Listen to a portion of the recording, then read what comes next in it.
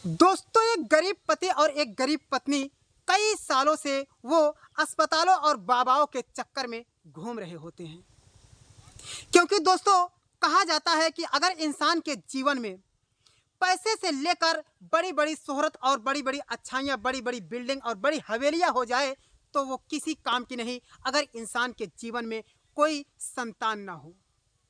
इसीलिए वो गरीब पति पत्नी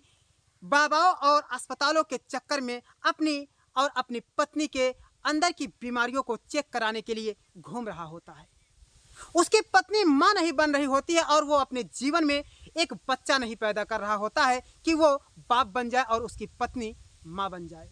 लेकिन दोस्तों, इसी दौरान वो अस्पतालों के चक्कर काटते काटते आखिरकार वो सफल हो ही जाता है। जब वो सफल हो जाता है तो उसकी जो पत्नी होती है वो किसी तरीके से प्रेग्नेंट भी हो जाती है और वो माँ बनने की कगार पर हो जाती है।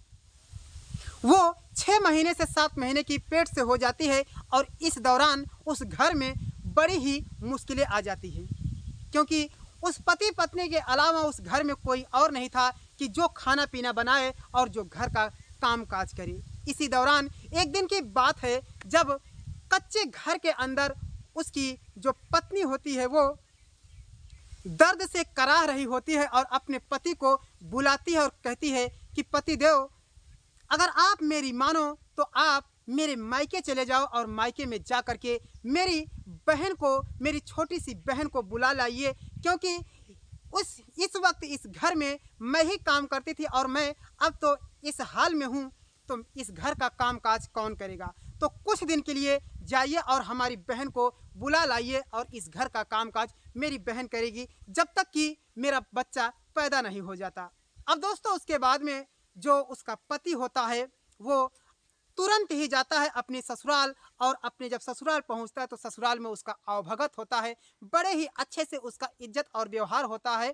और उसके बाद में जब वो सारी बातें बताता है तो उसकी जो सासू माँ होती है कहती है कि ठीक है दामाद जी, यदि ऐसी बात है तो आप हमारी इस छोटी सी बेटी को ले जाओ, कोई दिक्कत नहीं है। अब उसके बाद में जब वो लड़का अपनी साली को लेकर के वहाँ से निकलता है तो रास्ते में जब अपनी साली के चेहरे को देखता है तो देख करके दंग हो जाता है।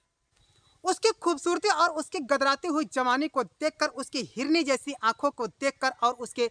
सुराहीदार जैसे गर्दन को देखकर वो दीवाना हो जाता है। वो मस्त हो जाता है, वो मदमौला हो जाता है, वो मचल जाता है और कहता है कि वाह क्या खूबसूरती है, भगवान ने इसे बड़े ही फुर्सत से और बड़े ही इत्मीनान से बनाया होगा। वो सोचने लगता है कि काश मेरी शादी हमारी इस साली से हुआ होता तो मेरी ज़िंदगी कुछ और होती, मेरी ज़िंदगी खुशियों में खेल रही होती और मुझे एक स्वर्ग सा जैसा घर मिल गया होता। अब दोस्तों, यह सब सोच रहा होता है और उसके आंखों में एक अजीब सा नशा छाने लगता है। वो अपनी उस साली को देख करके मदमस्त होने लगता है और उसे इशारे देने लगता है। उसकी साली भी अपने जीजा को देख करके मस्त हो जाती है और वो मचल जाती है और वो अपने घर पर नहीं पहुंचता है और आधे रास्ते से ही वो अपनी साली को लेकर के कहीं दूर निकलकर भाग जाता है। वो अपनी साली को लेकर कहीं दूर भाग जाता है और घर में बेचारी वो औरत जो प्रेग्नेंट होती है, जो पेट से थी, वो अपने उस घर में दर्द से कराह रही होती है। जब उसे पता चलता है कि जो उसका पति है उसकी बहन को लेकर के कहीं दूसरी शहर में जा बसा है, वो उस खाट पर, उस बिस्तर पर रोती रहती है और पड़ोसी लोग जब आते हैं, इस बात को सुनते हैं तो सब दांतों तले अंगुलियां दबाने लगते हैं और कहते हैं कि बताइए, इसकी जो पत्नी है वो माँ बनने वाली है, वो पेट से है और ये जो लड़का है इतना नीच और इतना घटिया काम कर रहा है, इतना घटिया हरकत किया है कि इसकी अपनी अपनी इस छोटी सी साली यानी कि इस बेचारी की छोटी सी बहन को लेकर के वो न जाने कहाँ रंगरलिया मना रहा है और इसे लेकर के फरार हो गया है। अब दोस्तों, उसके बाद में इधर जो उसकी धर्मपत्नी थी वो बेचारी को पड़ोसी के लोग किसी तरीके से ले जाकर के अस्पताल में भर्ती कराते हैं और किसी तरीके से बच्चा उसका पैदा भी हो जाता है। बेचारी रो रही होती है लेकिन अपने बच्चे का पालन पोषण कर रही होती है। कई साल का वक्त बीत जाता है और इधर जो उसका पति होता है अपनी साली को लेकर के वो मुंबई के हवेलियों में लेकर के मस्त रहता है, उसे हर जगह पर घुमाता है, कहीं हाजी अली तो कहीं गेट ऑफ इंडिया, ऐसे बड़े बड़े स्तर पर उसे घुमाता है और उसे खिलाता पिलाता है। अचानक से एक दिन की बात है, उसे कहीं लेकर के वो जा रहा होता है, या यूँ समझो कि उसे वो अपने गांव ही लेकर आ रहा होता है, कि वो सोचता है कि अब तो सब कुछ ठीक ही ठाक हो गया है और मैं